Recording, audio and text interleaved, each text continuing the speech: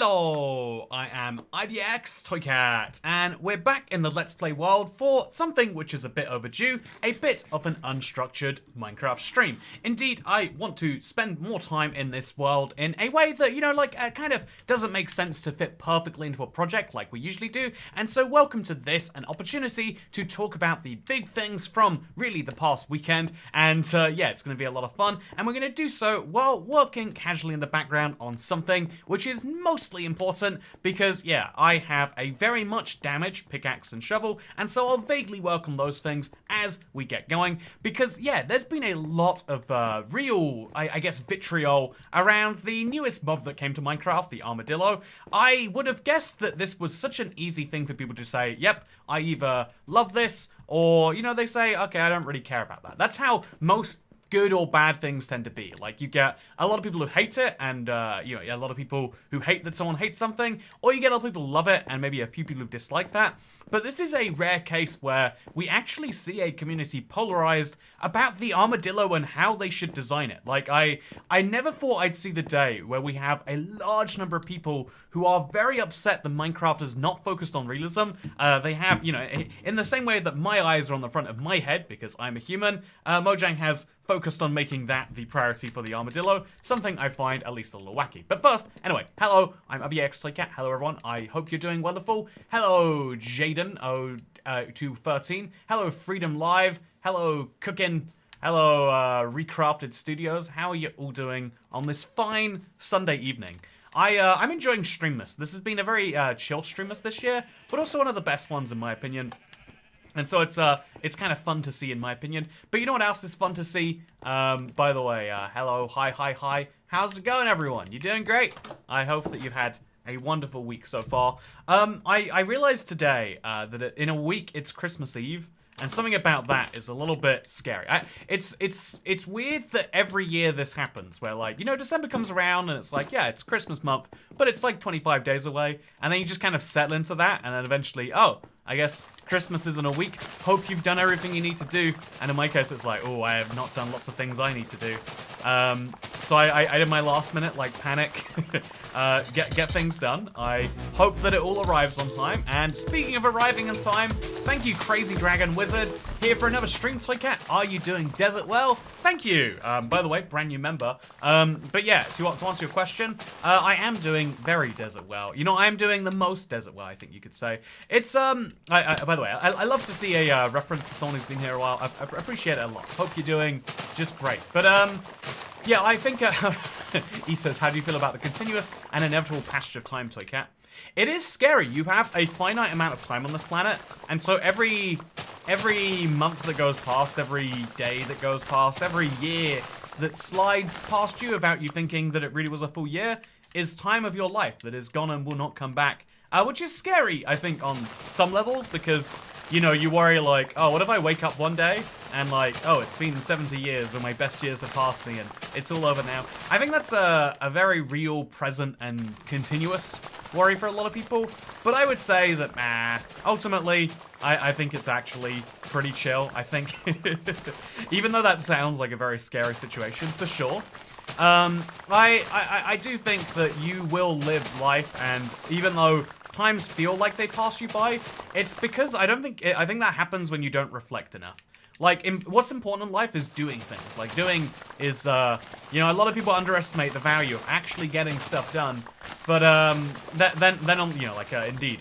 You see what happens when there are maybe, companies out there that commit to not getting things done as their business model sometimes. But, getting things done is important. But it's also important to take some amount of time every day, every week, every month, whatever it is, but some fixed period of interval where you quickly evaluate, like, is my life going how I want it to go?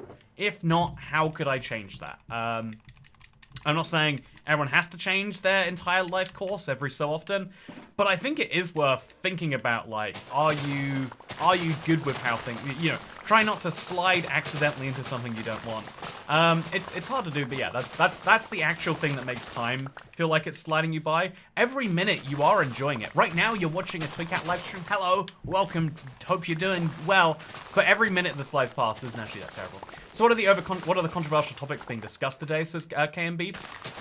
So I want to talk about the realism debate has come up in Minecraft again, and I feel like this is kind of proof that like a lot of people are kind of it's easy to say, yeah, Minecraft shouldn't be a realistic game, but the moment people find something where they want their features to be more realistic, they defend it that way. I think there's a valuable thing about how we argue and why we debate, but I think the more important stuff to do with the 1.21 controversy and like, you know, is it a good update so far? Like, you know, this is the first 3 months of public development we've seen now, and about 6 months or so of you know, total development, assuming you don't count pre-production, etc.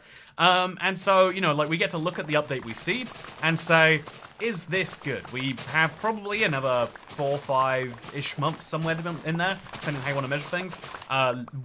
Time left in this.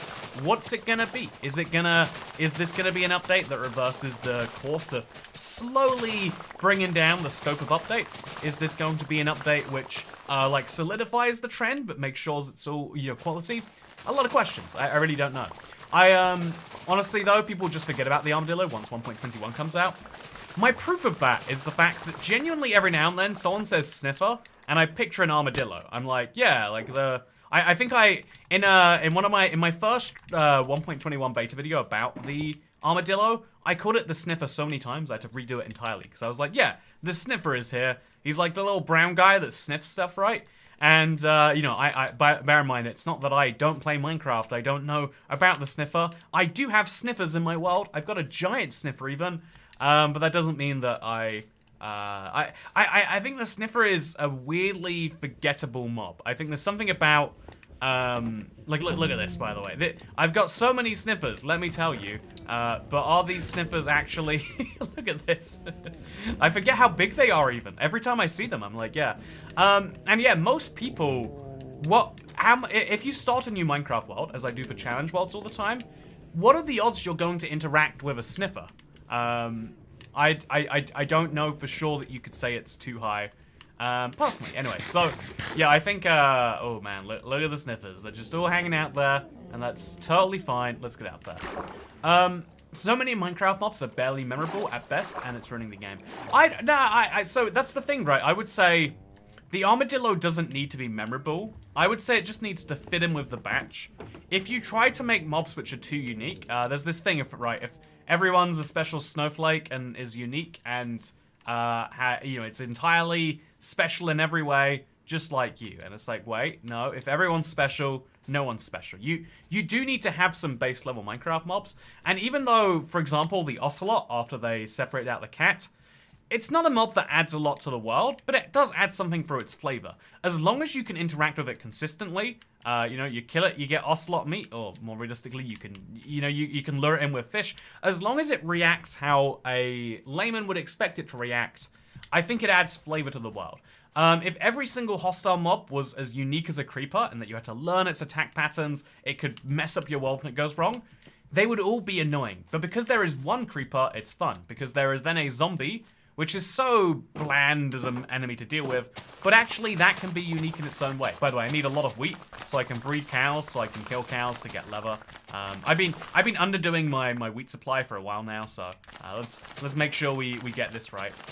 But I'm gonna end up with so many seeds, but I still have not planted every single seed in this thing. By the way, it's crazy the amount of work gone through that. But anyway, so one of the struggles, I think, is that making unique mobs, again, you want to have standouts, you want to have things that are unique, but if everything stands out, nothing stands out. And so, it's a problem I think a lot of art can have sometimes, where like everyone's trying to make something so unique and crazy, but if everyone's trying to do it, then it starts to feel a bit repetitive. And so, in the same way, in Minecraft, when they're adding a new mob, they need to not just be considering, like, okay, this would be fun enough, but also will this feel like it fits the world? And so one of the things I think they failed on, and I do agree with people on this one, many people have said, why do we brush the sniffer to get it? Sorry, see, the armadillo. Isn't that fun? There's my proof. I swear, I'm not deliberately trying to conflate the two mobs. They don't have much in common besides being big squares that Minecraft are adding because the community decided that they should. But yeah, the outside of there's an interesting problem if the sniffer gives you its scute. Again, I would argue scute is already not a commonly known about thing in the real world. Maybe I'm wrong, but it's a piece of shell that like kind of falls off. People do use them in the real world, but it's not as culturally well known about as leather, for example, or I don't know, even a rabbit's foot. Okay, well, my controller died. Well, good thing I don't need to use that. Man, the number of times my controller's died and it's ruined something I was doing in survival, I really can't count it. There's a lesson in here about something controller on PC, but I'm not gonna learn it, okay? I'm not gonna learn it. Speaking of things I'm not gonna learn, brushing the sniffer could get us some moss. Yeah, I think the problem with using the brush, because I think it's a really clever game design solution, but by Mojang saying you've got to use the brush now, they are making it a brand new way to play with the sniffer. If you the armadillo, they're making it not like the other mobs, because if you wanted to get a scute if you want to get the equivalent of a scute from a cow, you kill the cow. Like, if you wanted to get, I guess leather's a funky example, but if you want to get items from most mobs, you kill the mobs. You don't get a rabbit foot off by going, okay, let's brush the rabbit so all of its feet go down. That could be, pretty dark in my opinion. I don't think Mojang should do that. But the overwhelming way that you get drops from mobs in Minecraft is you kill them. Even when it's not the ideal way, usually you get some. So, for example, the best way to get wool from a sheep is you shear it. You can still kill the sheep though, and you get a piece of wool, and then you learn an actual lesson about, oh, I shouldn't kill sheep unless it's desperate. But so making the armadillo require a brush feels a little shoehorned. I think they would actually have a better feature if the default way to get scute was to kill armadillos, but a brush was much more effective. Even if it's like a 50% chance of an armadillo dropping a scute, if people think, yeah, you could farm these guys this way, and then one of the genius moments in video games is when you realize, oh, there's a better way, learning about something like that. Whereas I think too many of the existing mobs, I love, Olaf is a friend of mine. We speak a lot, and he's really attached to the design of the goat. But I always say, one of my I feel bad because because it is someone I know who's like really hyped about this. I don't know what percent of the design is his versus just what he likes. But it's one of those examples where like the way you get goat horns from a goat is just. It's unintuitive and also feels silly. It makes you feel silly for assuming that, the way you would get a rabbit foot from a rabbit is you kill it. Also, good to see you, Harrison, stream.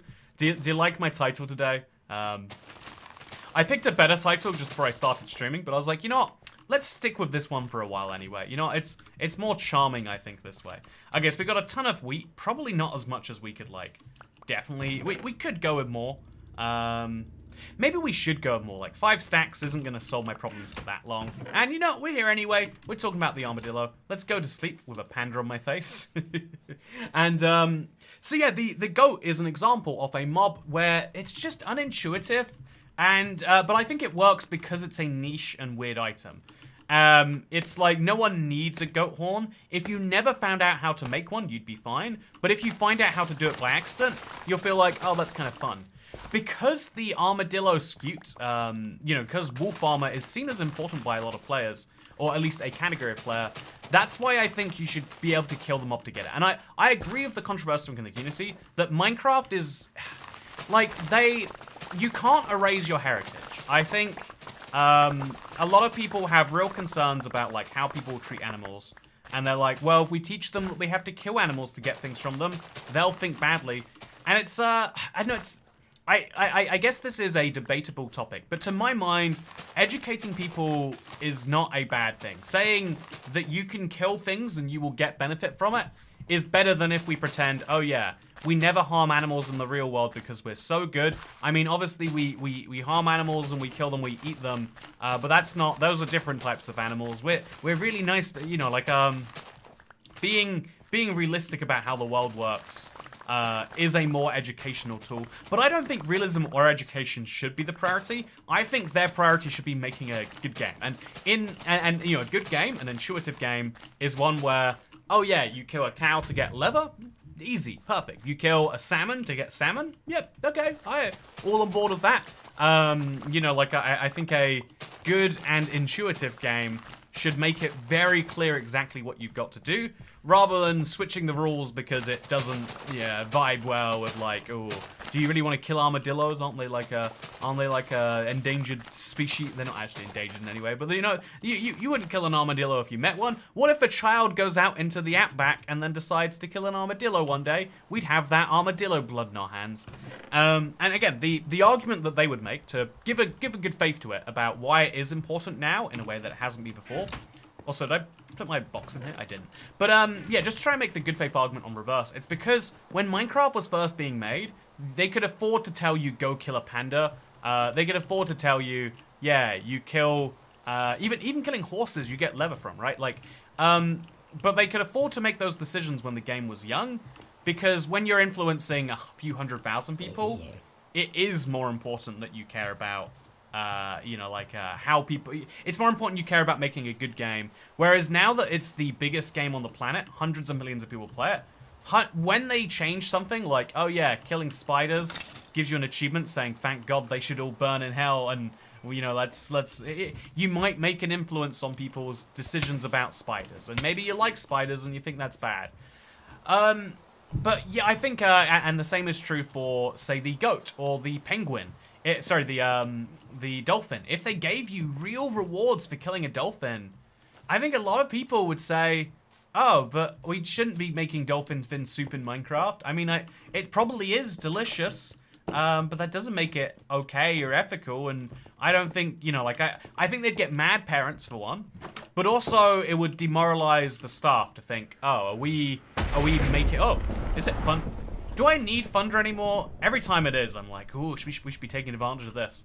But sadly, I won't be right now.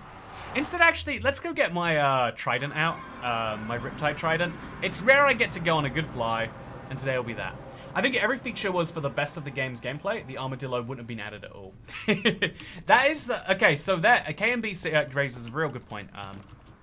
KMB is one of the real regulars here, one of the people, I respect his opinion a lot. And he makes a very good point right now, which is that if, with the armadillo and the sniffer, and probably a lot of mobs before, Minecraft opening up the mob vote to the public proves that it forces them to make non-ideal gameplay decisions. Wait, where am I right now? Oh, okay. Oh no, chat. Okay, we're fine. That was scary. Didn't like that. Let's hope that doesn't happen again. KMB appreciation time. Your shirt is, oh, is this the shirt that makes the green screen go funny? I hope it's not. Wait, let me check. Yeah, your shirt is the same color as the never loading screen. Oh, that's beautiful. By the way, do you like my shirt? It's literally just an ibxtoycat shirt. There's not much going on here. Okay, so now we're gonna breed a lot of cows. Oh, yeah, that's fun. Right after we grab my trident, because I think that'd be fun to do. People do be eating dolphin fin. I don't and would be mad if someone said everyone eats dolphin fin just because that's how they live their life. I think that yeah, there's well, we'll not use dolphin fins because I think that's a particularly cruel example compared to just, yeah, if you wanted something desperately from an armadillo, you might kill the armadillo to get it. Okay, look at this. We can go flying everywhere now. It's the dream. Oh, no. Okay, that was scary, but we're fine. Speaking of fine, since they're adding the armadillo, do you think that for the people that don't like it, they should add the dime bar? The dime bar is a reference I do not get, sadly. Your shirt is literally just an ibxtoycat shirt. It really is, huh? And anyway, I wish I got your reference. I do not, and so for now I'll say, oh, this is so odd. I think I'm gonna go enchant some books, by the way. I need to go and label some bland generic books from something. So before I do more breeding, which I do want to do, by the way, gonna get this all on my pickaxe right here. But yeah, I'm gonna leave and I'm gonna come back once I've got some spare books because I want to enchant them with something. I'm gonna buy the cheapest enchanted book I can, and then I'm gonna just max enchant them into something. So let's go, take the eggs, and let's go on a journey across my world. I think it's this way. I'm like 80% sure it's this way.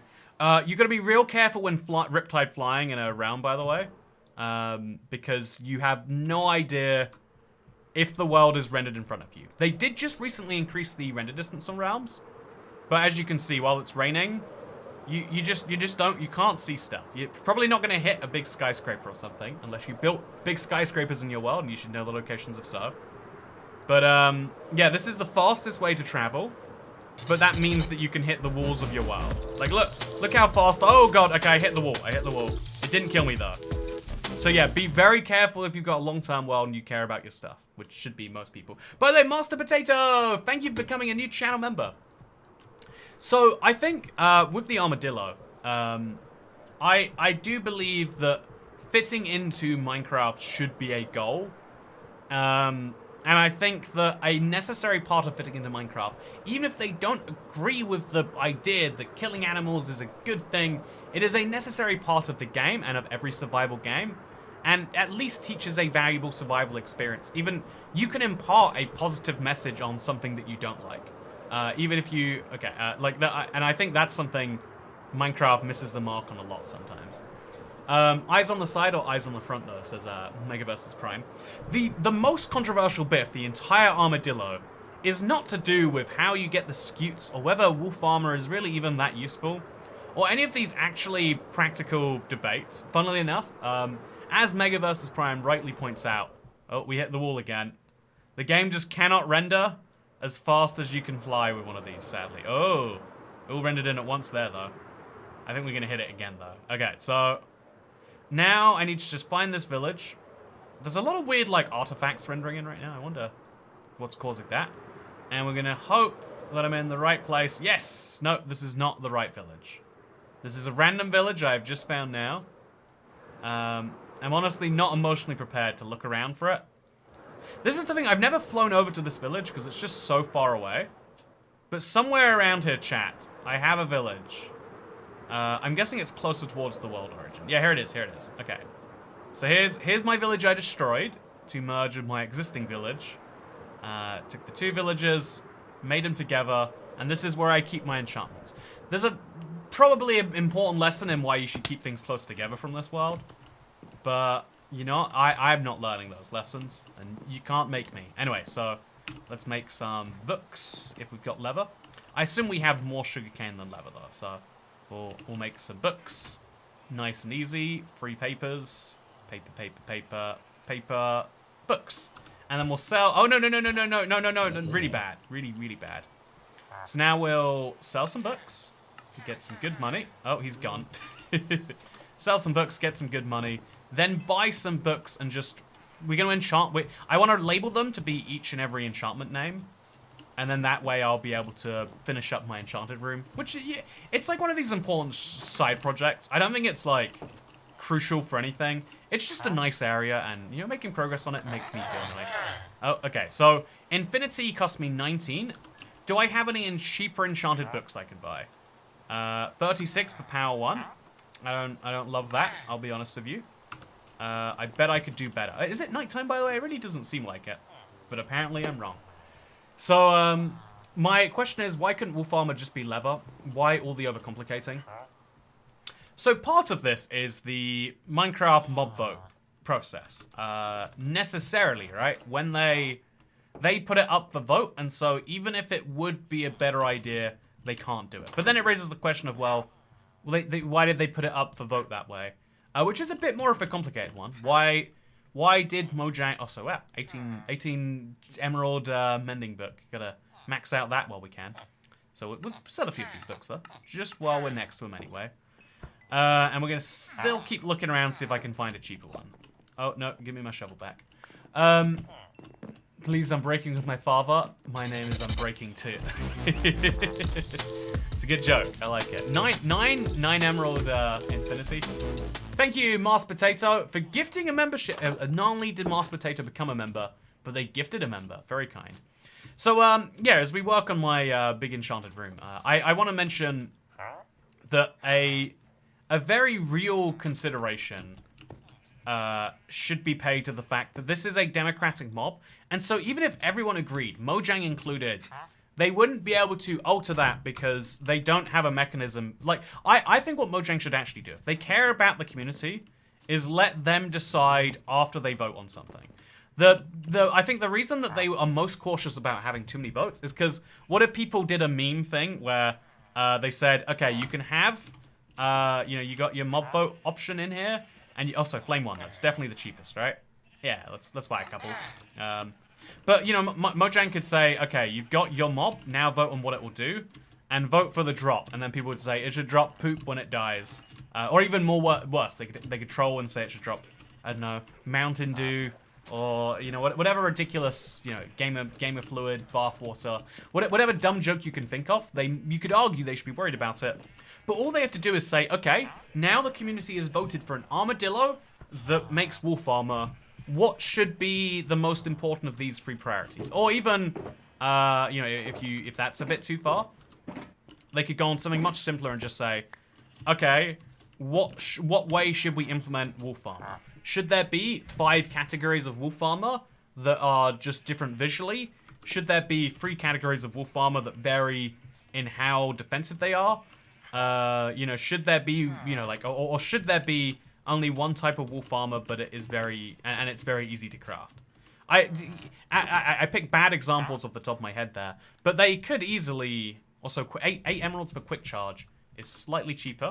And this is my guy so far. Let's see if let's grab a bunch of sugarcane. We've got far too much of it lying around. Let's make paper and sell it till we can buy 8 emerald cost books. I'm sure I have a cheaper one lying around somewhere. But yeah, I'm glad I did a stock check here, because I'm gonna come back with a lot more books in a minute.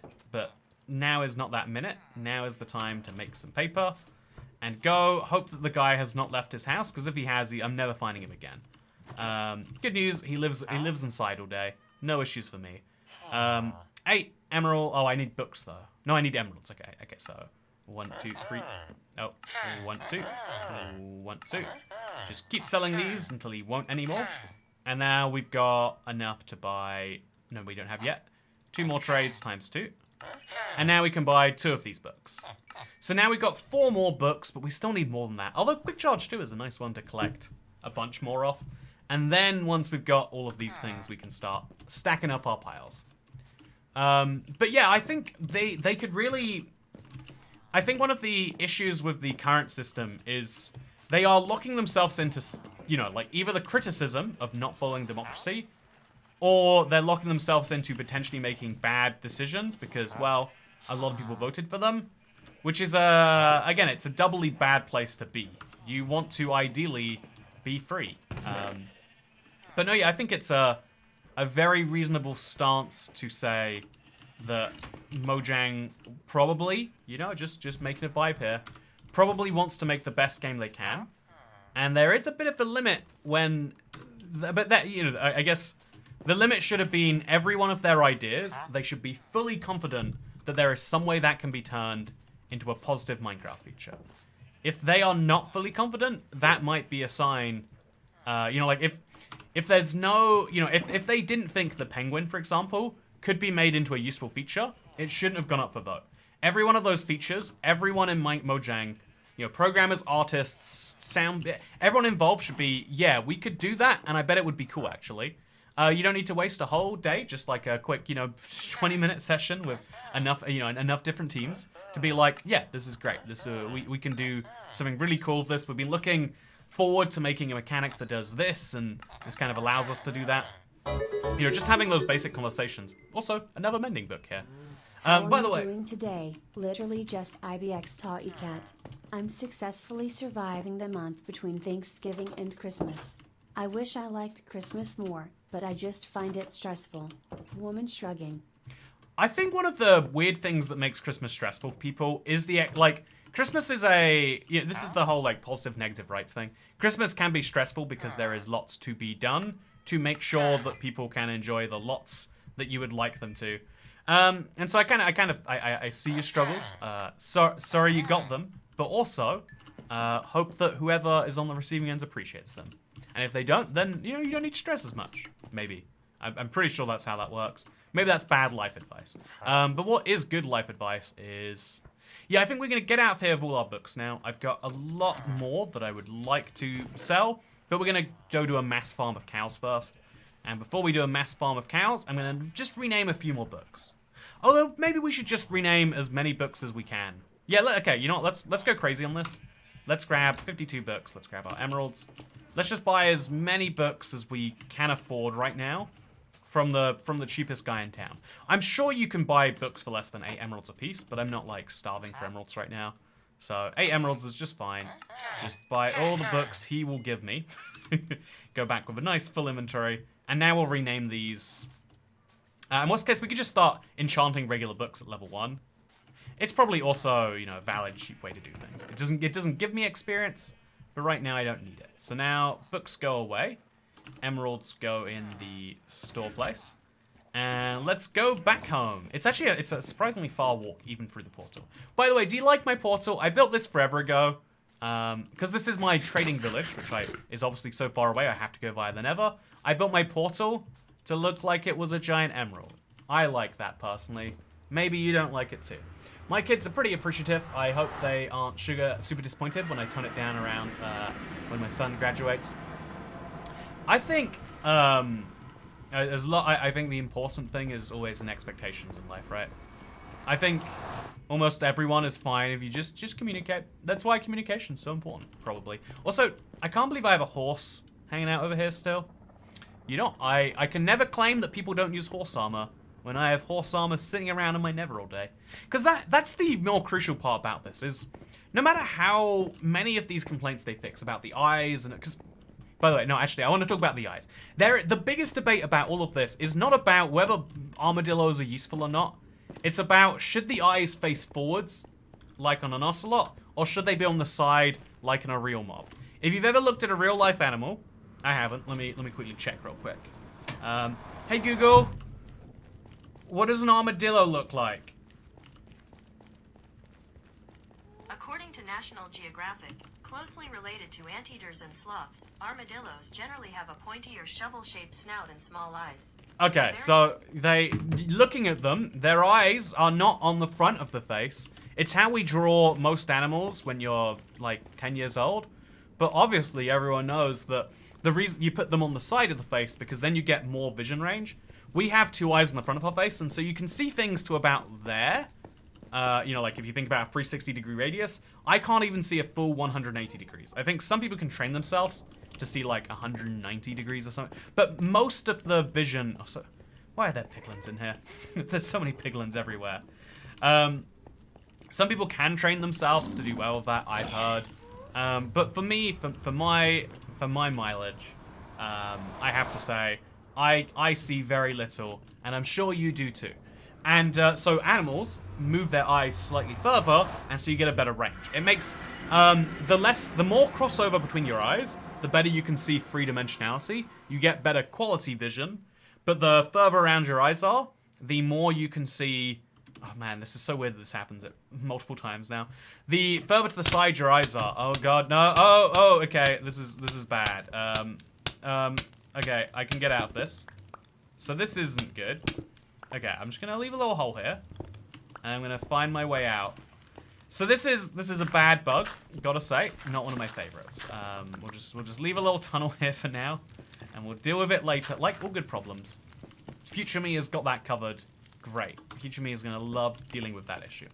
But yeah, so the interesting thing about the ways that eyes work in the real world is you get a trade-off between seeing more things and so being more aware of threat, Because if you're a prey, it's usually like prey versus hunting animals. If you're a prey animal, it's really important that you see a threat from any angle. That's, you know, like that's why deer are so skittish. It's better to be skittish the 9 times out of 10 there isn't an animal, and then not get eaten the 1 times out of 10 there is, than to otherwise. So basically, you can have different cones of vision. Humans go very far forwards to make 3D vision. Animals go to the side. And so people say it's unrealistic that a armadillo, clearly not a apex carnivore, should have eyes that are on the front. And indeed, the early Minecraft Live images had the eyes on the side. So it's not even like they're being faithful to the vote with that one. But I think the way you've got to see, especially at big organizations like Mojang, is when you see graphics of something like that, it's not a perfect indication of what the people who intended the words would say. I think this is really useful for YouTube, by the way. Just keep this in mind. It's really hard to get this right as a YouTuber. I think it's one of the things we can do really well on this channel because Harrison, he gets Minecraft on the set. You know, he really likes the game. It's one of the things we get real good here. But having the graphics actually match up what you're trying to talk about is hard. Because you need someone who is talented at graphics, talented enough to understand what's going on, etc. But then you also need... Also, I need to put a thing there. You don't just need someone who's talented at graphics. Also, I'm going to find out what enchantment this is. It's Silk Touch. So let's put Silk Touch as a book. And then presumably we need whatever comes after S. But we'll work on that now. I hope we get 0 mobs in 1.22. That's the best they can do at this point, huh? Okay, so Silk Touch, and I'm gonna put that in the book. But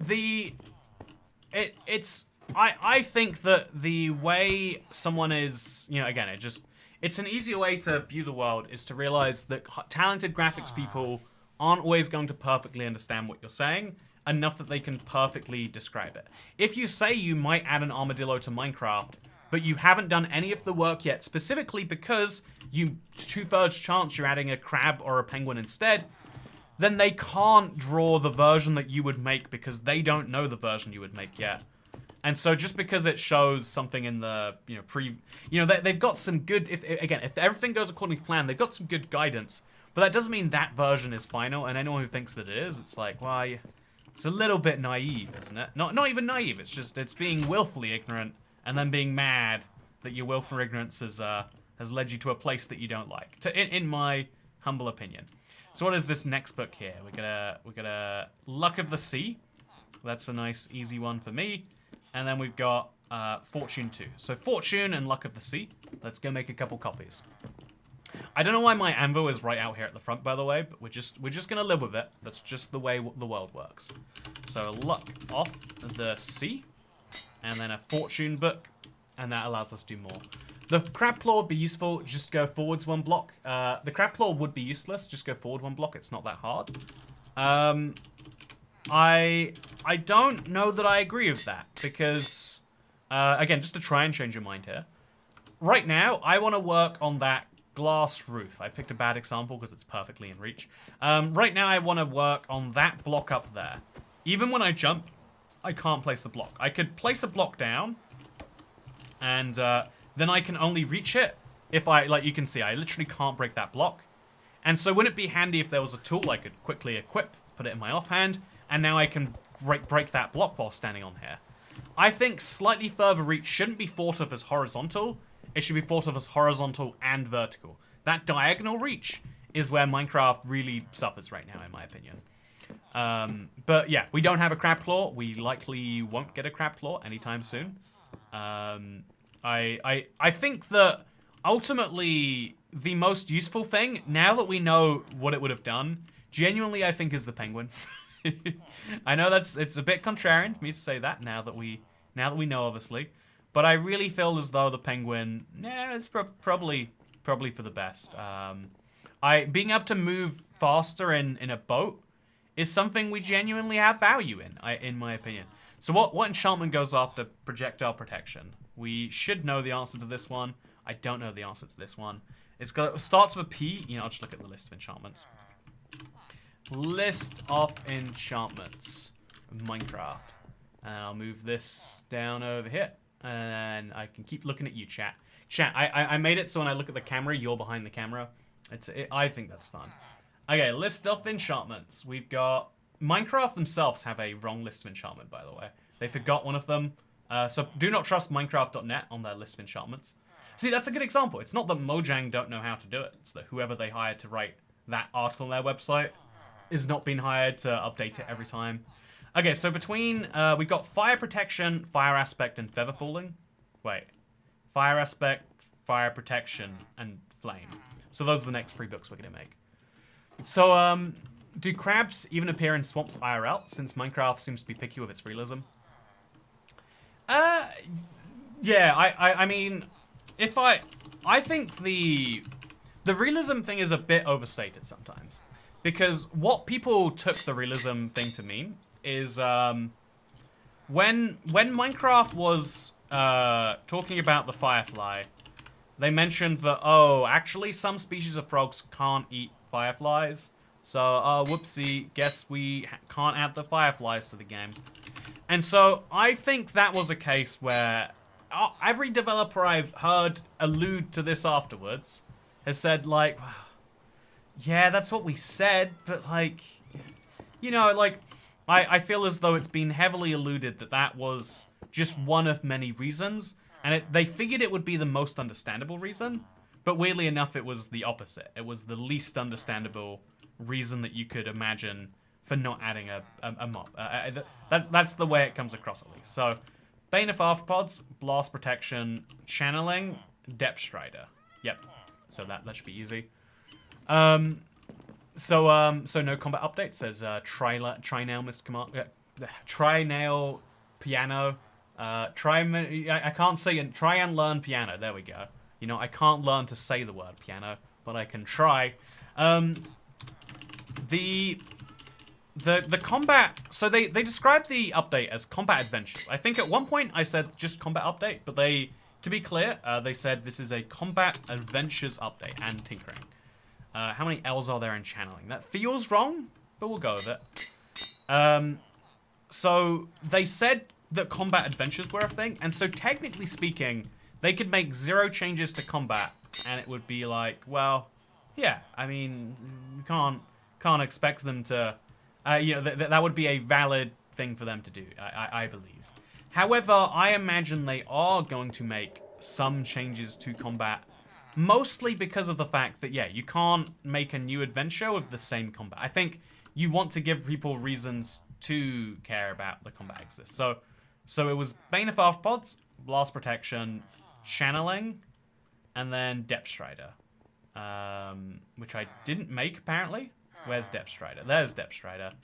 But isn't this fun? Just labeling the wrong books to get the thing done. It does the job, right? And then next it's Efficiency. Wait, so... Bane of Arthropods, Blast Protection, Channeling, then Depth Strider, and then Efficiency. There's no enchantment between these two, so let's not think about that too hard. Actually, wait, it's a level 1. It must be Curse of Binding. This is going to be curses then, I guess. So that's nice and easy. I'll get a lovely curse book. Speaking of cursed books, by the way, thank you very much. My name is John for the $5 tip. Really appreciate it. But yeah, I think the dumbest part of the controversy is probably the thing about the eyes on the sides of the mobs. I think that I don't think that's one about realism. It's entirely aesthetics, and I think that's one where give Mojang the benefit of the doubt. You know, like they probably tried what it looks like on the side, and I can't imagine it looks that much better. But that's my take. As someone who I think the mob looks great, but I also have no taste in graphics design, I'm sure, according to most people, I'd imagine. So now we're going to work on the back of these. So Sweeping Edge to Silk Touch. What is between those two? There's Smite and Soul Speed. By the way, isn't it fun I have a Sweeping Edge spot? You know, look how forward-thinking I am. I am ready for them to add that to the thing. Also, do 200 days, please, live Toycat. I beg you, I need content. Okay, CC 2510. 200 days live. We'll do it. We'll do it in January. How's that sound? You know, gotta make up for the lack of YouTube ad revenue somehow. So, yeah, we're going to go with Soul Speed. Soul Speed. And then we'll go with the one before. Is it Smite? I feel like we'd have Smite, but it must be Smite. If it's not Smite, I've wasted a point, but that's fine. We always point sometimes. And then also, I think Unbreaking, I somehow don't have in there yet. It could be I just don't have the spot for Unbreaking, but we'll make Unbreaking now. And if I have already... I feel like there was no Unbreaking here. Yeah, there's not, somehow. It's a very important one to have. So now we put Smite and Soul Speed in. So Soul Speed comes after Smite. Yeah, Smite comes first, then Soul Speed, which only has 3 levels, comes second. Look at this, we're almost all the way through the enchantments. We don't have Aqua Affinity, and then we also don't have Curse, this one, and that one. We're getting there. We're getting there. Yeah, I think the scary thing about like people starting to doubt Mojang, because I do believe giving the benefit of the doubt is useful, because if you don't even give that, you can look at any Mojang decision and be like, wow, they are a bad company. Can you believe that they just did this? Can you believe they just did that thing and this thing? You could do that all day if you really wanted to. And if you look at something with suspicion, you'll find something suspicious. I think we as humans are we've got a good hardwire inside of us to go, yeah, that thing is bad, and not be more strict about it. Like if it came out that insert political candidate you don't like, or insert like Nestle, or like if I said, oh yeah, Nestle did something evil this week, you don't want to fact check that. You don't need to fact check that. You're going to be fairly sure that I'm telling the truth, and like without knowing, maybe they did something evil this week. Also, can you make a curses book without it? Curse of Binding and Vanishing. Will that all fit in a title? Oh, handy. It's going to make a very long book, but that's just fine. But yeah, it's I feel like people think it's them versus developers now, even though it should be them and the developers working together. Yeah, one of the saddest things is that breakdown of trust between, or breakdown of the, I don't know, let's call it the connection between Mojang and the community. And the biggest losers to that are us. Also, where did the anvil go? Did I break a whole anvil? I can't have broken a whole anvil. Chat, where did my anvil go? Did someone see it? Did I move it? I can't. It's so much iron to just go missing. There's no way it did. No. I spent my week listening to 2 nurses who've decided this country is specifically falling apart now. Easy to stick to once you decide it's the case. Oh yeah, I am mind blown. There was a YouTuber I really respected, and they're like, yeah, there is a civil war happening in the next 2 years. And it's like, oh man, you've gone down. Unwrapping Christmas Whoa! presents, so here's yours. Thank you, Flapjack. 2023's videos have kept me entertained through this pregnancy, so I'm upping my tax. Thank you and God bless. First of all, congratulations, assuming it's wanted. You gotta...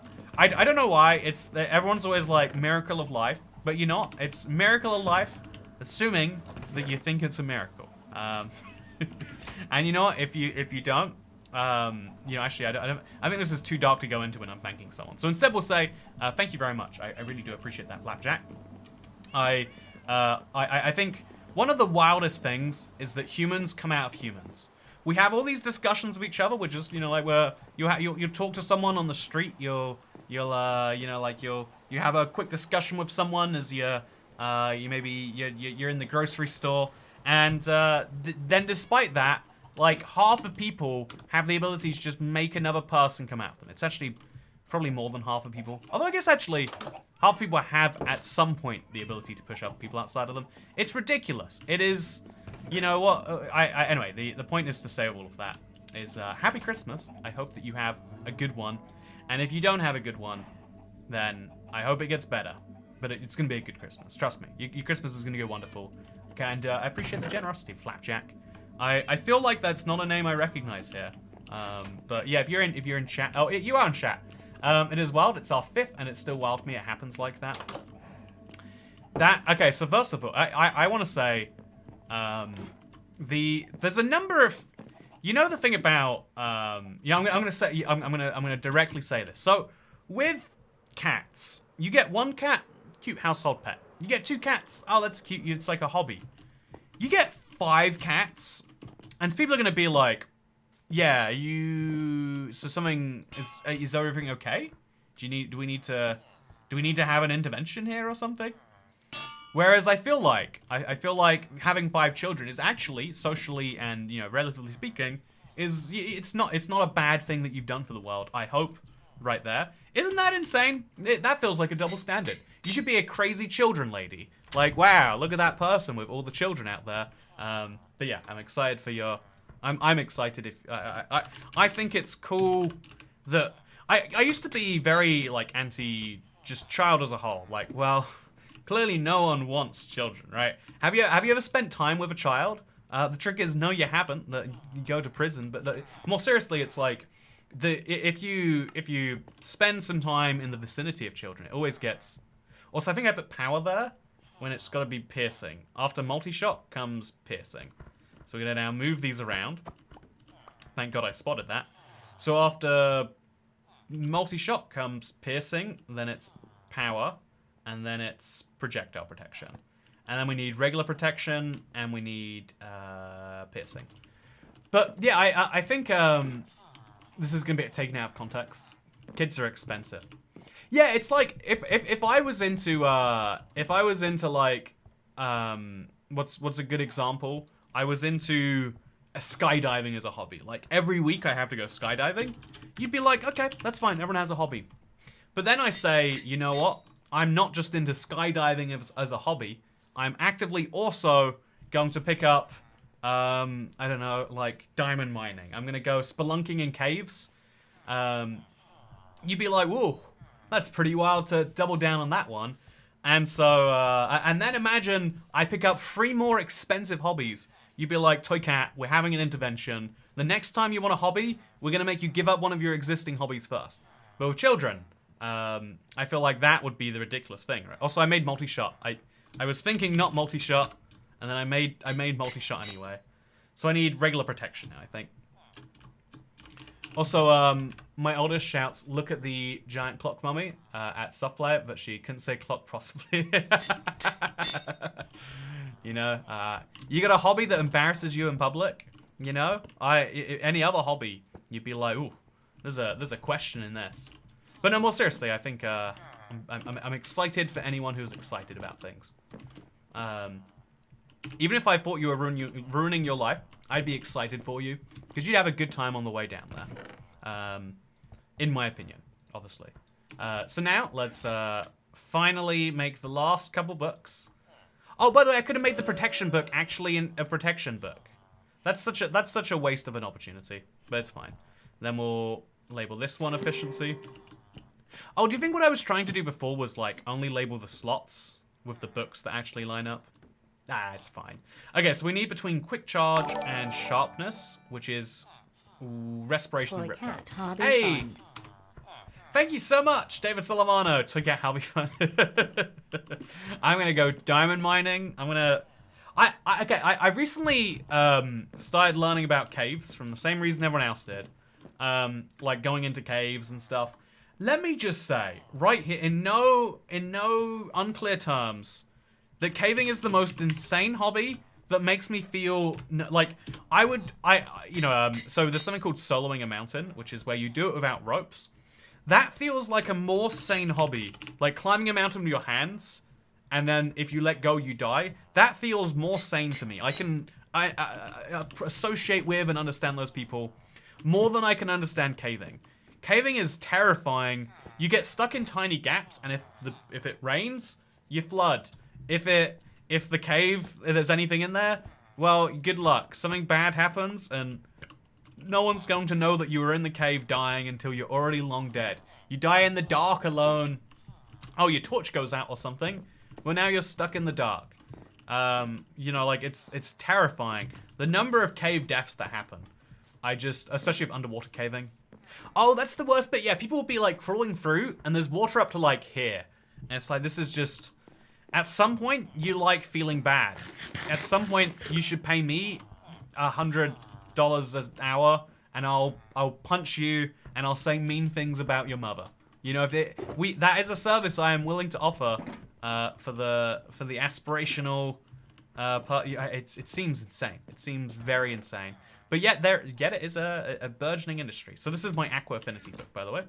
Let's label it, not in here, but in here.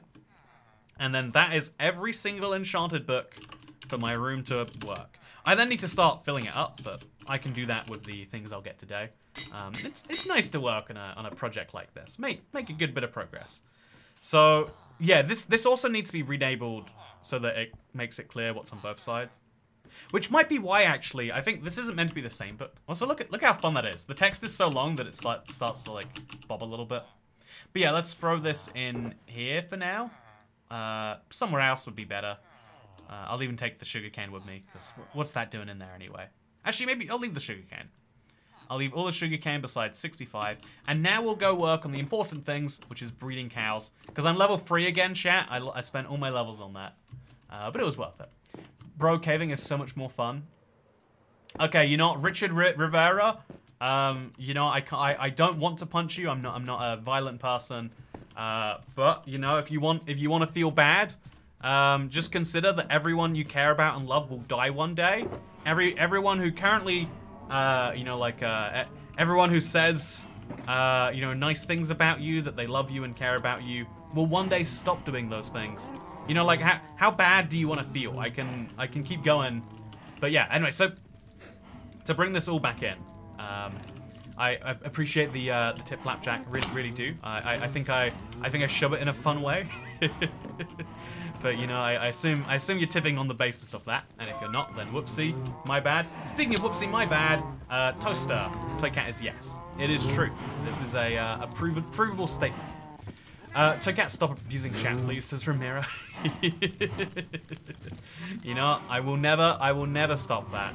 And again, we're all on board on exactly why that needs to be true. So yeah, I think with the issue of the armadillo, the actual answer is a really hard one to correctly ascertain.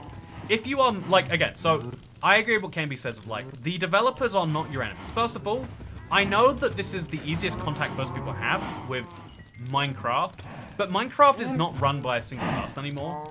If you really upset one developer, all you've done is upset another person. You know, like you might as well have just bought them a ticket to go caving.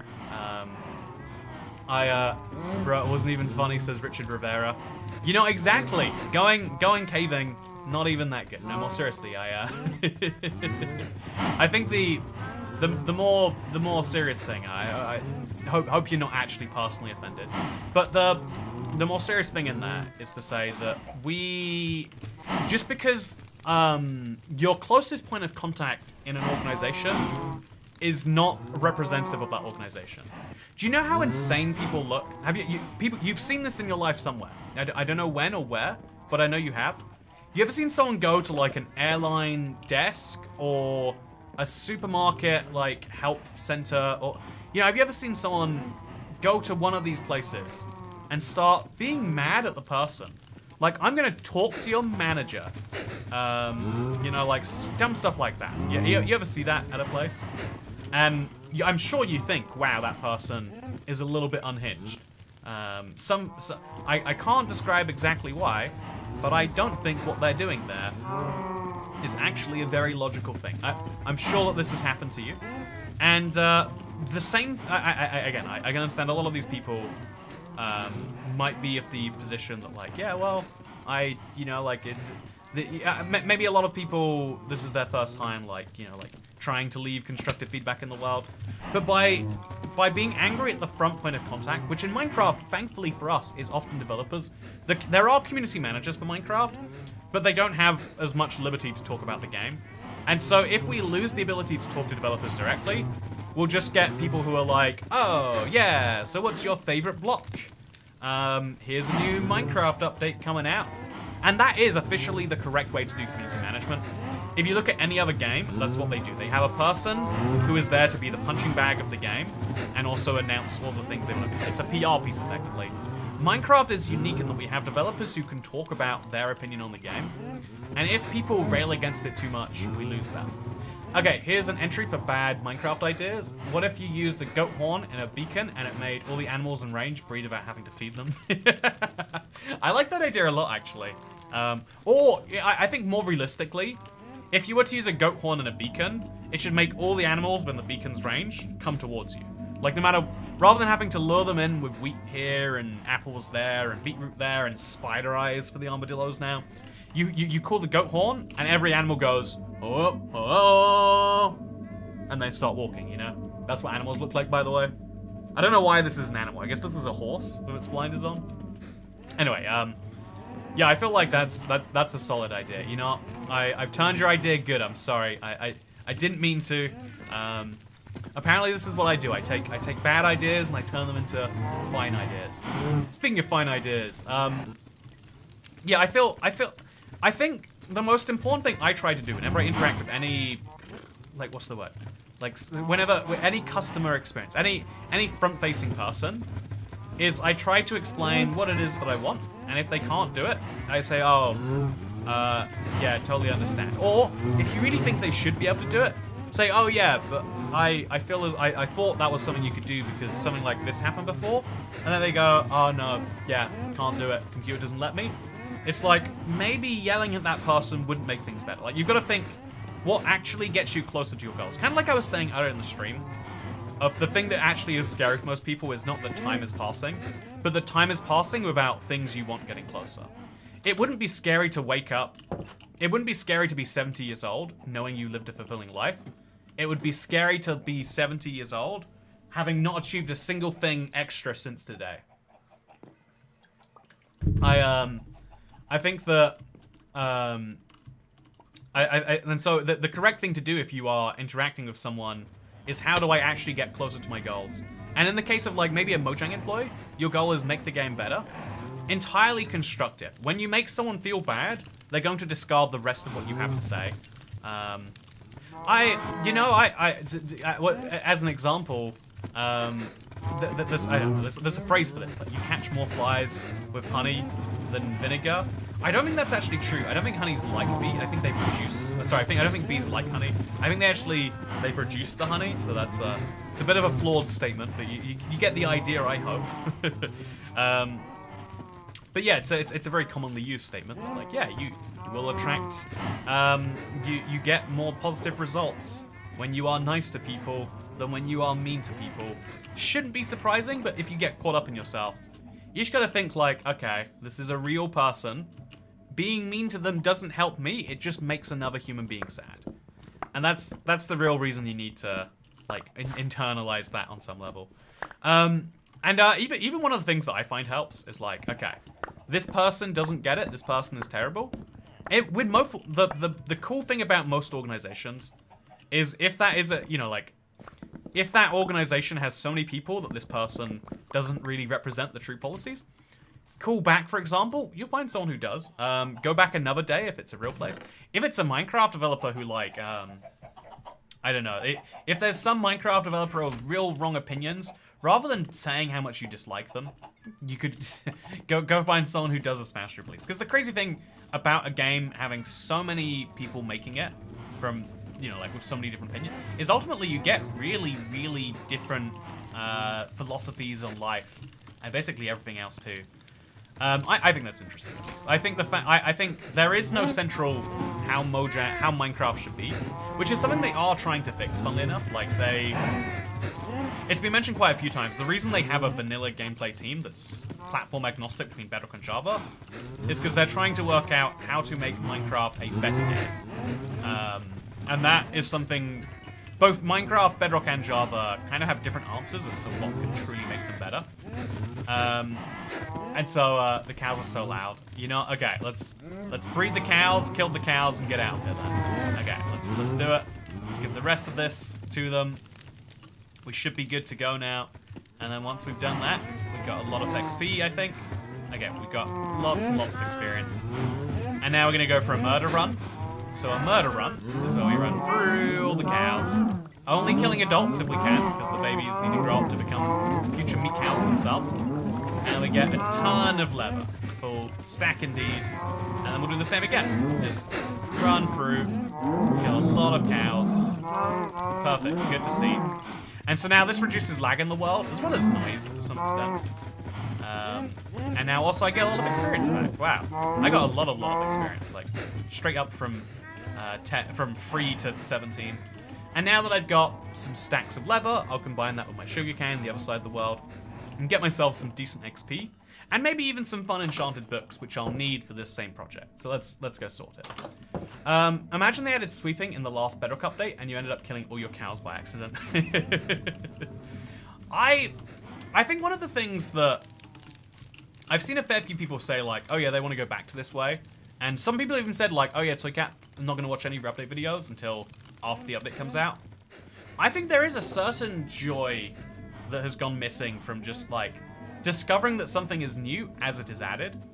One of the things about Minecraft, this is a YouTube issue too. Some of this issue is Mojang themselves for being inconsistent. Some of this issue is on the community for, you know, being bad people and not understanding that the people they are being bad to are real people themselves. There's an empathy level. There's a Mojang themselves being inconsistent level. There's a issue of democracy wider in there. But a part of this issue is on Minecraft YouTubers too. I am a Minecraft YouTuber. I am fully... One of the effects that I am always keen to minimize, but I'll admit still happens regardless, is when you... By talking about the development versions of an update, it leads to a lot more people engaging with the development process. And sometimes this leads to good things, but sometimes it's like, yeah, if you... Ultimately, Mojang only wants feedback that can help them. If people just look at a bunch of snapshots and previews and say, yeah, not very good, no, it'd be better off about that, that is a bad thing. That makes Minecraft worse when they get non-constructive feedback. If you ever received non-constructive feedback, you know exactly what I mean on this. And there's also an element of people being bored of features before they even hit the game because they see them this way. And so because of that, people start to have high standards because, you know, some cool, you know, like they only interact with online communities, including YouTubers ones. I think you're definitely one of the YouTubers that tries to not misinform and definitely not disinform. Can't say the same for others though. Thank you, Canby. I appreciate that. I do think that regardless of, even just by existing, again, by not starting every video of the caveat, this is a development version, things are subject to change, you know, do not send hate towards Mojang, and also understand that the full update is coming out in current estimated time. Even by not doing that, there are some people being like, yeah, 1.21, it's like out, I'm seeing all the videos on it. And you know, it's hard to deal with that one. Speaking of hard to deal with, having a good time at UALE being able to enjoy the stream, because I'm not busy just now, have another tip. You know, I'm glad you're enjoying the festive season. That's one of the ways I love to enjoy it too, have a merry drink, get my spelling going all wrong too. But yeah, I think the line we always say on this channel is something about expectations being tiny, not being whiny. And I think that could probably also go a long way. But ultimately, okay, so let's now do a big breeding session with any librarian that needs it. Because there are a few that we haven't got the max trades for, and it would be a good idea if we could. So first things first. Also, yeah, I want to buy some cheap mending books with the proceeds. Just makes sense for me to do so. Also, yeah, we'll sleep whenever we can. So we'll just sell books to whoever, actually. This guy definitely needs some. Buy all the books he can. And not buy Bane of Arthropods 5. It seems like a good enchantment, but I swear I do not want it. So he's a master now. Anyone else here not a master? Okay, we got a level 1 guy. Oh, yeah. He needs the books like crazy.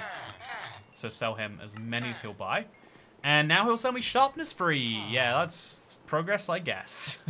Fortune 2 might be something, but not really. This guy is gold, but that's the guy I was just dealing with.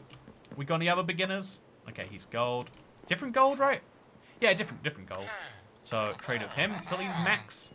And yeah, we're just going to keep going through these. I think 20 emeralds for Curse of Vanishing is not terrible. But by trading with as many villagers as we can, we'll find the very cheapest books we can.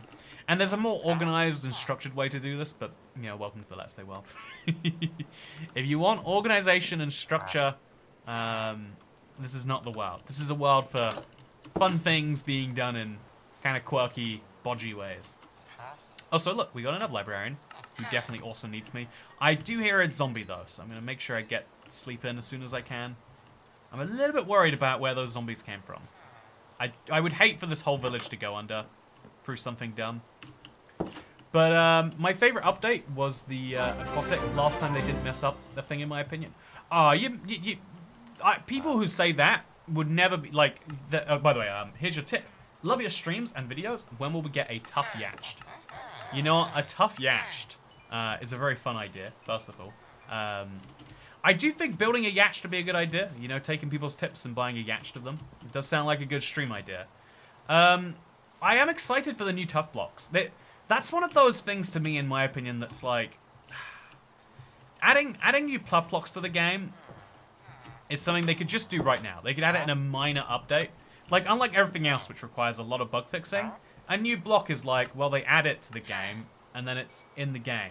Like, it would be that easy. You know, I know there's still like some more steps, and they have to localize it in all the languages. There are other things involved. Actually, that's a good question. Do snapshots work in all the languages, chat? I never even thought about that. But can you use a snapshot or beta in every like, because they surely can't translate the names of features that aren't finalized. But also, does everyone have to do snapshots in English then? See, this is an example of a question you don't think about in the English-speaking world. But anyway, yeah, the more important part of this, pay for a toy cat yatched. You know, let's all just pitch in our share, and then together we can buy a big yatched. We can all live on it together. Like, obviously, I'll have it most of the year. But like once a year, you can come in the toy cat yatched. It'll be great. Where does one keep a yatched in London? I live by a big body of water. It's not commonly known, but it's called the Thames River. Yeah, I believe you can store a yatched in there. I haven't checked the terms precisely, but I believe I'd get a good deal if I was to do so. So that's my current plan. Store the yatched in that big water. Maybe move it occasionally, just to avoid getting a parking ticket. I think it's a good idea. Anyway, yeah. So to kind of think about the wider meta issue with Minecraft, because I think that is important to say. The fact that we have one of these, the community is outraged once every 3-4 weeks, is probably proof that there is a more systemic issue. They can't just fix the issue of the community being outraged by having a better mob vote procedure. They can't just fix the community being outraged by having different rules on how they make redstone, for example. Because clearly those things are going to happen anyway. So what is the solution with that in mind? And that's where I think this gets into a much more interesting question. Why is it that people's opinions have changed? And, you know, just like the commentator before who said that, yeah, Update Aquatic was the last time they nailed an update.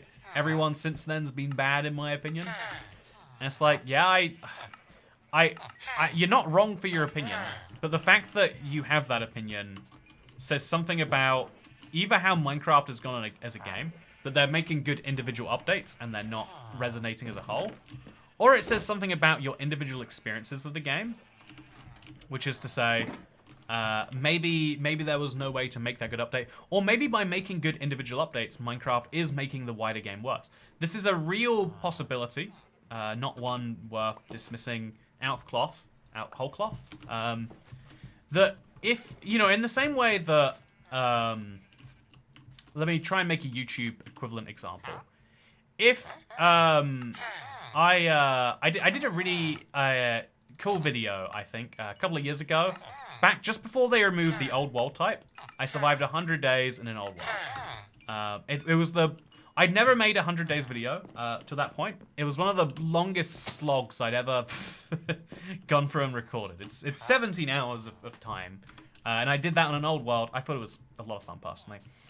But even though a lot of people liked that video at the time, there's an argument that you can make about, you know, Minecraft as a whole. I don't know if I would, but, you know, it's one that a lot of YouTubers have made. That the advent of those types of videos hurts everyone, even the people making the videos. Because now, you know, the next survival challenge video I make, it's like, well, it's not as good. You raise the bar for yourself, people now expect a 17-hour time to record, plus a few hours to, you know, like, organize and put together, do some voiceover here. And once that becomes expected, now if people want, say, a daily video, it becomes impossible at that standard. You either sacrifice quality or you sacrifice quantity necessarily, right? And the same thing is true for Minecraft. Before Update Aquatic, 1.9, 1.10, and 1.11 all came out within about a 15, 16 month period. Before that even, 1.8 through 1.0 came out 2 years apart. Updates used to be smaller and more frequent. And so maybe there's an argument that when they made the Update Aquatic, they really nailed an update so well that now they can't go back to just, oh yeah, we made a cool new mob that shoots wind at people, and we've got new copper, tough, and a structure to make it all fit together. Oh, also, here's a couple of other things. That could be, you know, right now, 6 months in, this would be a fairly fine 6-monthly update, right? But then people would compare it to 1.16 and 1.18, and they'd go, oh, no, actually, this isn't good. This is only good, you know, this isn't good by comparison. And so maybe in that same, I personally do think YouTube is always on an upward trajectory, to go back to my example, just because people are discussing it. So you can't right-click the trades instead of left-clicking. Does that make it work correctly? Am I gonna be mind-blown right now? Oh, I am gonna be mind-blown right now. Wow. Okay, wait, I've done that on a controller before. I think that's what it is, yeah, so I'll show you on a controller right now. You have to do... Oh, so on a controller you press A and it right-clicks. But on a keyboard mouse, you can either left-click or you can right-click. Whereas there's no equivalent get that ready. That's so interesting. Thank you, Canby. See, that's one of those things that, like, if you transition from one input method to another, you miss stuff like that. That's blown my life. That's made everything so much easier now. Everything is easier now. And I feel good about it. So I'm just gonna buy a few mending books from the cheapest villager. Maybe a few other weird books to take home. Could always do with them, right? So Aqua Affinity 1, you know, multi-shot 1. I'll take a multi-shot.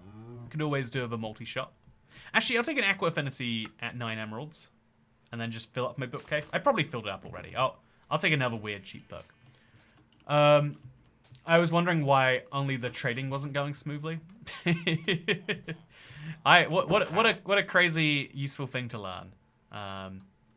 So now I can buy some Luck of the Sea. It's expensive. Buy some Blast Protection 1. It's expensive. Oh, actually, I'll buy one of those. Yeah, it's so much smoother. Look how great this is, chat. I right-click the book I want, and then I have the book that I want. This is life-changing information. So Sharpness 3 isn't that good, but I'll buy it because then I can get this book, which is Knockback 2. I think I probably have a Knockback 2. I want Mending, though. There's always a use for more dumb Mending books, I find. So let's be prepared for more dumb Mending books. That's my recommendation. But yeah, I think a lot of people, to talk about the wider state of YouTube, I think a lot of people have strong feelings about Minecraft YouTube right now. And I do understand the perspective. I understand where people are coming from when they say that, yeah, they like things, they used to like things better the way they used to be. It's an incredibly common perspective, in fact, to say that things were better before. I'm always skeptical of it because, same with Minecraft updates. Like, I think saying the Update Aquatic is better than the Never update, insanity. You know, like, the Never update, in my mind, there's no way that is arguable as being worse than any of the couple of updates before it. I think that the only reason you can even make an argument for the last couple is because, like, we we already mentally were prepared for the features. 1.19 seems like one of the worst updates. 1.20 is better than it, solely because no one counts the Warden as being a new feature, because the Warden was announced so long ago. 2020, I think, is when the Warden was announced, and so 2022 is when we received it. Who even cares? Imagine comparing Buzzy Bees with any update since 1.11. Yeah, that's it's the Buzzy Bees update would have fit well into a Minecraft in the pre 1.11 era. If compared to the Frostburn update, I think I care slightly more about the Buzzy Bees update. They're close at least. No, I think I like magma blocks more than I like bees. I don't like polar bears, and I don't really care about red nether brick. I need to use red nether brick at some point. I need to work out something that I can build from it. By the way, thank you, Bennett, again. Oh wait, it's the first time it was Bennett. By the way, thank you for using Streamlabs. 100% of the tip goes to a streamer when you do, not just for me. It's a valuable thing to know in general. Why do you think Minecraft is not FTP at this point? You would think they get enough capital to sustain, but expansion may need a paid user base to fully support it. Thoughts? So I think if Minecraft ever slows down in sales, it will go free to play, but only on the Bedrock version, because Java doesn't make enough money to support the idea of being free to play. Minecraft doesn't have enough recurring revenue compared to the $20 purchase. Like, the average purchase after buying Minecraft on Java is way less than, what is it, $26.95 right now. And so I think that there's no way at all that the Java version goes free to play for a long time. But the Bedrock version, the only question in it is, are more people paying for the game right now than we can get incremental revenue from those who won't pay from the game? And because there's tens of millions of people paying for it every single year, the answer is still no. Like, in general, big corporations can make big gambles in a way that small people can't. Like, which is, you know, like, it's a good thing, it's a bad thing, it's a double-edged sword. But one of the interesting consequences of it, in my opinion, is that one of the interesting consequences of the corporation being able to make the big gamble is that they can kind of look at big numbers and say, yeah, we'll give up $10 million a year in sales to maybe make $5 million extra a year in this revenue, because this revenue can grow. You can only sell Minecraft once, but you can sell DLC more. You know, you can, it'd be hard to double the price of Minecraft, but you can effectively double the price that people pay after they buy Minecraft. If you look at every industry, this is a big thing. I did something I'm not proud of, chat, recently. I booked a cruise. I'm not a, in my mind, that's like the, not the, I don't know what the word would be to say, but it's like it's the laziest type of like holiday. I'm usually like an active person, but I did this recently, right? And so during the booking process, okay, this is not blast protection, this is blast protection. So we'll put that in there. I clearly already did have a book, by the way. And then we'll also find, we'll put our mending in here too, actually, you know. We'll find our mending set station. But so I booked one, and I do think cruises are kind of boring. Yeah, the idea is very confusing to me. I wouldn't have ever done it. I have someone who was like very enthusiastic, so I'm gonna do the thing that happens when you have a friend that you care about, or when you have someone in your life that you care about that's enthusiastic about something. You give it a try. You say, okay, maybe everything I know about this is wrong. And as long as you go into an open mind, you'll be fine. So we've been thinking of a cruise. Oh, I missed the rest of that comment, Cat. I'm excited to hear though. I like that you never removed the magma, since I liked it so much. It is a very fun part of the build, in my opinion. But yeah, so I booked this thing, and it is the epitome of microtransactions, but in real life when you book a cruise. It's the same as basically any other service where they can, like, people think about any other experience or any other positive service. People, I think the crazy example is like concert tickets. it's like, yeah, it only costs $50 to watch this person. Also, there's a $15 ticket handling fee. Also, there's a $12 going to the event fee. Also, there's a $6 buying a ticket fee. And then, you know, like, I don't know, like, or then another example is like, in the United States only, where this isn't regulated, it'll be like, yeah, if you want to get food, the food costs $10. You had to pay for services using mine coins. Sorry, I'm gonna like get myself back on track of where I'm going. I'm gonna get back to the wheat farm. That's an important thing to do. So yeah, the like trying to book the thing. Don't forget you have to tip everyone on the crew. Yeah, that is the thing. Okay, I'm gonna save this for a video because I'm recording the thing. It's gonna go on a second channel, I think. But so this is how they. When okay, so you know the fees thing. I'm gonna make one more example. Uber Eats, DoorDash, wherever else you use. You want $10 worth of food, right? Well, the $10 food only costs $11 on the app because you know the restaurant loses 30% to Uber, so they raise their prices slightly. So you pay $11 for your $10 item. More realistically, it's like 12, 13, and it's like great. And then so you just pay a delivery fee and you get it, right? And it's like yeah, so you pay your $11. Plus you pay your delivery fee. Ooh, it's $4, but that's fine. It's 15. Then you pay a service fee, and it's like, wait, wouldn't the service be the delivery? Isn't that the whole thing you guys are doing? Okay, you pay a service fee, and then it's like, oh yeah, plus you got to tip the driver. Like we're not paying the driver with the delivery fee or the service fee, so make sure you tip the driver. And it's like, okay, that's fine. And then it's like, oh yeah, just so you know, we're adding a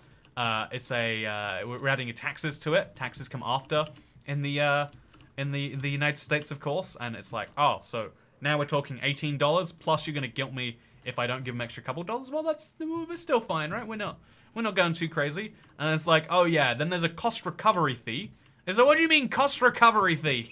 And it's like, well, yeah, we need to recover our costs for this tax that we pay. And it's like, you pay your taxes on the okay, no, that's fine. And it's like, oh yeah, and also. You gotta pay the driver mileage fee because he's gonna be driving so many miles in his car. And it's like, what do basically, the trick is if you looked on the app and you saw that a Big Mac costs $12, if you looked on the app and you saw that your normal Chinese food that usually costs $10 actually costs 18, you go, oh no. But by everyone, the tax portion is the cost recovery fee. The thing that I find interesting is that people psychologically are more willing to pay one fee once and then slowly, like, I don't know, if you've already paid for your food, emotionally speaking, you've already parted with the $11, is $1 more just to make sure you actually get it? Fair? Yeah, it is. Once you've already paid your $12, is $1 more actually that bad? If someone said it was 18 straight away, you'd say no. By seeing it little by little, you think better. And so the cruise thing, again, it's like 3-4 days. It's a very short one, but it's like it has a very low upfront cost. It's genuinely cheaper than a hotel to go on this cruise ship. So like, even if I hate it and I just stay in the room, it's just a hotel room that I can't leave to go and see the city because it's on the ocean. So it's I was like, wow, that's actually pretty good, and it comes included with food and there's entertainment. I think you can watch shows on it. I'm very confused. Again, I'm not in the world of cruising. Had to watch YouTube videos to understand what goes on in the cruising world. So anyway, it's like, okay, this is interesting. But then as soon as you book it, they're like, okay, just so you know, there are no drinks included in this. You only get water, tea, and juice. And it's like, well, I don't, I probably would like to drink more than water, tea, and juice. They're like, yeah, so it will cost an extra, I think it was higher than the price of the cruise. It was like, if it was like, $300, let's say, to cruise, it'd be $350 to buy drinks. And it's like, that seems insane. Okay, so instead you buy them individually. It's like, yeah, you just have to pay about, $15, plus there's a built-in 18% automatic, like tip every time you buy one. It's like, okay, so you just buy drinks individually, that's fine. That's how it works in the rest of the world. No issues for me. And then they're like, oh yeah, and also, by the way, just a must here, we do have a system of automatic, so when you book it, they're like, oh yeah, now that you've booked, give us another 20% on top of the cruise. Genuinely, it sounds like a joke. Sounds like I'm joking right now and I'm saying tip us on the cruise so we can pay our workers. They literally say that. They're like, yeah, it's a prepaid gratuity. Show your staff members that you appreciate them by paying this right now. And so you pay an amount a day. They do explain where it splits and where it goes to. And they're like, yeah, this is so that the employees get paid. And it's like, okay, sure, I guess. And so you're like, okay, so I didn't actually, there's a whole thing there. If you don't add it, by the way, they even if you say, no, actually, I don't believe that, like, it should be me that pays the workers. I think you guys have got that yourself. I think that's what the payment for the services were. They're like, okay, then we'll just add it automatically, day by day, and every day you can opt out. It's opt-in tip. It's opt-out tipping. You are automatically tipping every day unless you go into a room and say, I would not like to tip today. So it's not actually a tip. It is a mandatory fee that is just charged daily. But again, by making the main thing 20% cheaper, more people pay for it, and then they get that same revenue, which they can now use to give it straight to staff. And there's some tax benefits to getting tipped versus getting a thing. But then, you think that's crazy. So you pay for a tip every time you buy a drink. It's mandatory, not opt out. You pay for a tip on the whole thing. It's mandatory, barely opt out. You can, technically every single day, you can say, no, I don't want it, but I don't know what the percent of people that actually do that. Then anytime you buy anything else ever on the boat, it is also, there's a fee for that. You gotta pay a little thing here. And so it's interesting to me that it's just accepted that I'm not trying to talk about tipping this much, by the way. I think tipping is when you like something and you pay for it afterwards.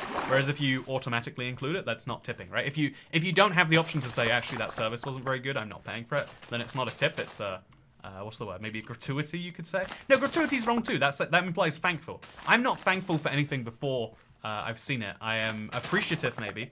But so yeah, they include all these things that they're like, oh yeah, so obviously we're gonna get off the ship at some point. You're gonna want to do some things. Make sure that you pay us money, because otherwise, you're in a weird port by yourself. So good luck making that work. In some cases, they have their own private islands they take you to, where the only things you can do are things that it's crazy, it's wild. And so basically, the actual, I've got this stat prepared because I'm making a whole video on this. The amount of money they make from selling trips on their boats is now the same as money they make from all of these ridiculous, from tips, from like drink sales, from once you get to a private island, buying a cabana. They make the same amount of money from both. It's something like 9 billion from one, 7 billion from the other. And it's because of the fact that no one would spend $1,000 on something, or rather, a lot of people who wouldn't spend $1,000 on something would spend $500, $300, $200. Even if that same bundle was offered them for $1,000, they'd say no. They'll say yes if you offer them bit by bit. It's a very common thing. And so in the Minecraft sense of the word, people would pay more for Minecraft, but they would be outraged. If Minecraft could say to me right now, the game costs $100, pay it or you can't play anymore. And even though it's outrageous, I'd be like, but I mean, like, what am I going to do? Am I going to not play Minecraft? Like, it gives me so much more than $100 of value. And so instead of asking that and outraging the internet and probably getting bad PR, effectively you have to work out how can you make your audience spend more on Minecraft? How can you make the game, how can you charge more for the same game? And so instead of having an automatic, make sure you tip the Minecraft developers option whenever you get a new update, so rather than having an option like that. By the way, actually, I should have my stream tips be opt-out. Like, so just so you know, chat, I do assume that every single one of you is going to tip, $7. That is the minimum suggested gratuity. If you want that removed, just talk to me and have a long, awkward conversation about how you didn't think that your time here today was worth $7. I mean, you did watch the stream, so it would be a bit weird of you to say that. But like, if you just come talk to me, we'll remove the $7 automatic charge that I will be putting on your credit card right now. It's fine though. I opt out Toycat since I'm broke. Times are tough for me. I've got a whole Christmas to pay for too. I guess I'll just have to let my children know they're not gonna get it. Sorry, I'll let them know they can't have a Christmas parent. Sorry, there's some cheap guy here that says that he doesn't want to pay the See, that would be the equivalent, right? The guilt based thing. It is. It's wild to me. I think that a lot of people make fun of Americans for tipping culture. I think it is a good thing in general to say, yes, we will reward people who do good with, you know, like, we will encourage people to do better by saying, if you do better, here's a little money for it. I think that is actually a fairly good system, because then you encourage even, like, you know, positions that are, like, low-end in other countries are sought after, and, you know, like, being you can have these really, really incredible positions. You can have people who are genuinely committed to serving the customer. It's like, you know the thing I mentioned about, like, oh yeah, sometimes you have an employee at a company that just really, really doesn't want to help, and you don't be mean to them. But if at the end of that call they're like, oh yeah, well, I would be better off if I helped this person, maybe they break a rule here and there to make it better. And that's the same with, like, when you're in a restaurant. Maybe you want a kid's portion, even though you're not a child. And the company policy says you can't do that. You say, oh, well, actually, I'm pregnant right now, so there's a child in me, therefore I'm legally a child. And they go, nudge, nudge, wink, wink. Let's make that work, huh? Like, having a relationship with them can be a good thing. Maybe some would argue that's corruption. I definitely wouldn't. But what is definitely not a positive thing is if you assume that when you say that the cost is just sneakily broken up. And so, again, with Minecraft, I think they just need to, the equivalent of that, because they don't automatically charge anyone. It is just, here are some options available for you. Some people still feel a bit cheaped out by it. They're like, oh, so now Minecraft exists to sell us stuff? And that's why they do all these great free promotions. We're like, no, here's a bunch of free stuff. Use the marketplace, and if you like it, we make a cut on that. That is, like, in general, the world should focus on win-win propositions, in my opinion. But sorry, I'm still charging you the automatic $7 at the end. Just a warning, chat. You know, you just come talk to me. I'll get the $7 taken off. It'll take you time and effort. But yeah, obviously you care about the stream enough to tip the $7 recommended dollars. I know you do. Don't worry. As an American here, a lot of people that live off tips tend to struggle hard, though. Says Chris Rhodes. I have heard, for what it's worth, I have heard that there is a people put tip workers in one category. It's that there are a lot of people who are very poor off and a lot of people who are wealthy. It'd be the same as saying that, like, oh yeah, everyone in Detroit is struggling. There are some wealthy people there. Speaking of wealthy people there, thank you, Rose Pentacle, a very emotionally wealthy person. Thank you for the $7. I assume that's the conversion, right? I'm doing bad maths in my head right now. But you know what? Thank you for not taking off the optional gratuity at the end of the stream. I'm glad that you are thankful, and congratulations on the job. I hope that things continue to go well there. And what I also hope is that I think with restaurants, tipping is more difficult to get rid of because it's been a thing much longer than other services have been doing it. Yeah, I think the fairly standard positions, even if you hated tipping in restaurants, like, okay, still probably should do it. But I think a lot of people take that to the extreme and say, oh, when another service tries to make me pay their employees, I will feel bad and just go along with it. And it's like,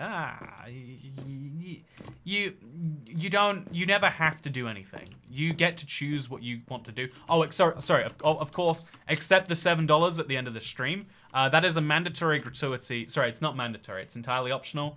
But it will be added to your card automatically at the end because, I mean, what am I going to do? How am I going to pay for lasagna? I hate Mondays and I eat lasagna. How can I afford to continue my hatred of it?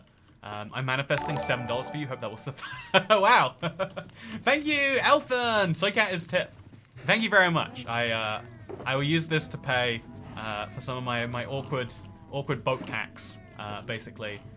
It's exciting to me.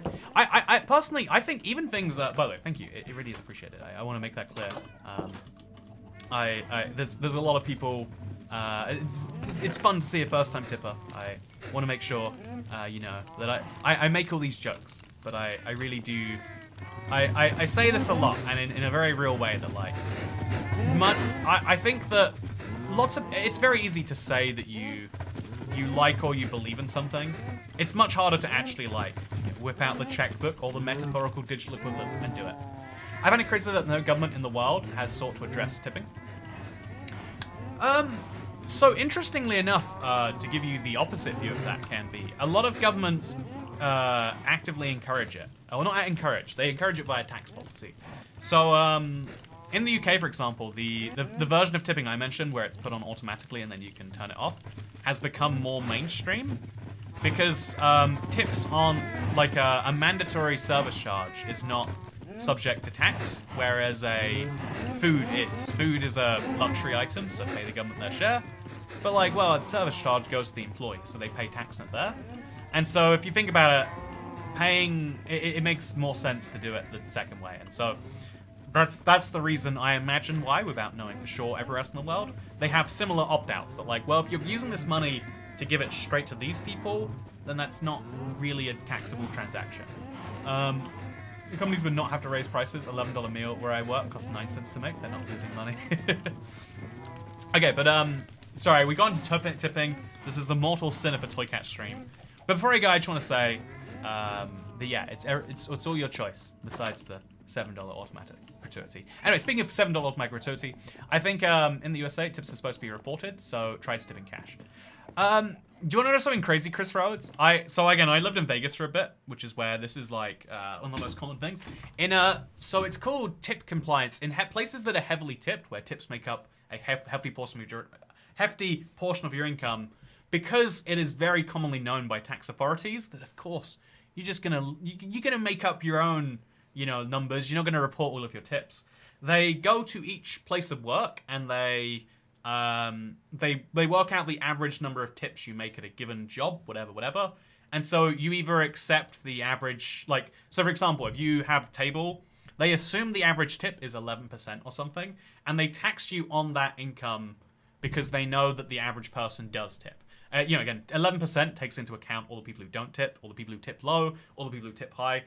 11% is an average. And so you can give them your own numbers too, but they tax you assuming that you're making that number of tips, because otherwise you'd pay no tax. And so technically speaking, just to not to be lame and pedantic here, but in most places with heavy tipping, tipping in cash or card does make a difference. It's only places where you wouldn't expect to tip someone, where tipping in cash means that their employer nor the government gets to know about it, which is what you want. And it's the same thing for the cruise thing, just to be weird and on here. It's like, anyway, speaking of things, long story short, to summarize today's stream, Armadillo looks weird, but I like it.